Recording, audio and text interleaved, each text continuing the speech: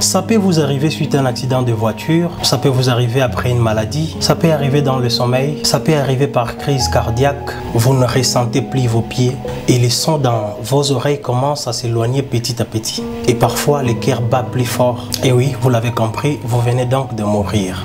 Chers amis, aujourd'hui on va parler de la mort. La mort est un phénomène, en tout cas le phénomène le plus prévisible. En même temps, c'est la chose la plus étonnante qui nous arrive. Il y a donc un paradoxe entre le fait que ce soit un phénomène prévisible, le plus prévisible de tous, et en même temps le plus étonnant. Chers amis, depuis que nous sommes nés, nous voyons des gens mourir autour de nous, des gens qui nous sont chers. Nous voyons des parents mourir, et c'est comme ça depuis que nous sommes nés. Et nous le savons très bien qu'un jour, ça nous arrivera aussi. Nous côtoyons la mort à chaque pas de notre vie, chaque jour, chaque instant. Il y a une proximité qui existe entre la vie et la mort. En fait, la mort n'est pas trop loin de nous. C'est comme ça que les gens qui vivent longtemps doivent vraiment remercier l'Éternel. Mais la seule question qu'on se pose tous, qu'est-ce qui se passe lorsqu'on meurt? Qu'est-ce qui arrive après notre mort? Certes, c'est une question difficile à répondre parce qu'il y a assez de contradictions et cette histoire de religion avec ses interprétations diverses. Il y a plusieurs divinités qui ont parlé de la mort parce que la mort reste un mystère irrésolu. Moi-même, je venais de traverser une expérience assez effrayante.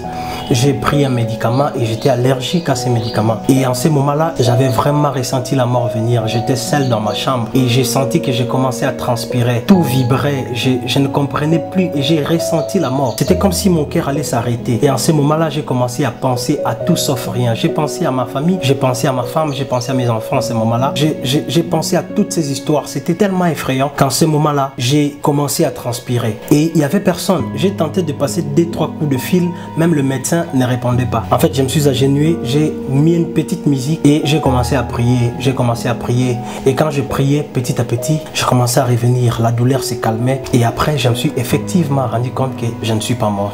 En ce moment-là, frère, j'ai su apprécier la sacralité de la vie. Il y a peut-être des gens qui ont eu le privilège de côtoyer la mort, de mourir après un temps, revenir à la vie. J'ai eu la chance de parler avec une de personnes qui est revenue à la vie et en l'occurrence, c'était ma propre mère. Eh bien oui, ma mère a eu cette grâce de traverser cette expérience. Elle est morte pendant toute une nuit. Elle s'est réveillée le lendemain et c'était déjà sa deuxième fois parce que lorsqu'elle avait 12 ans, elle était aussi morte et elle est revenue à la vie. Elle nous a parlé de tous les phénomènes métaphysique qu'elle a rencontré. Elle a parlé de toutes ces créatures spirituelles évidemment qu'elle a rencontrées lors de cette expérience de mort bien sûr. Et selon son témoignage, il y a une vie après la mort. Nous savons qu'il y a beaucoup de témoignages qui vont dans ce sens-là. Ce que moi j'estime être honnête dans cette histoire, c'est la cohérence par rapport à plusieurs récits différents de personnes différentes qui sont dans des endroits différents. Mais au-delà de tout, il y a un livre qui a beaucoup parlé de cet aspect-là, c'est la Bible. Je crois à l'explication que la Bible nous donne lorsqu'elle parle de la mort. Dans le livre d'Hébreux, le chapitre 9, le verset 27, la Bible dit ceci: « Et comme il est réservé aux hommes de mourir une seule fois, après quoi vient le jugement.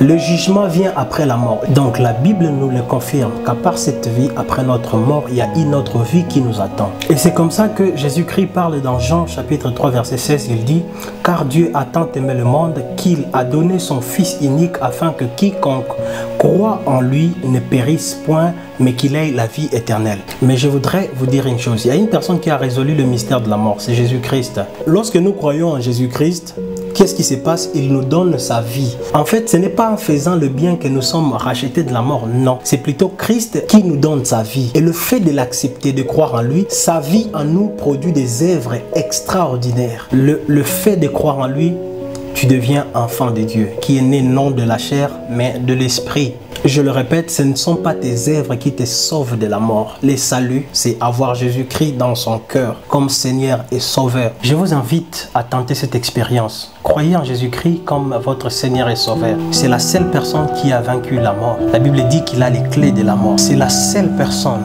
qui est mort et qui est ressuscité après 3 jours. Car on ne sait jamais, la mort peut nous surprendre à chaque instant. Que Dieu vous bénisse.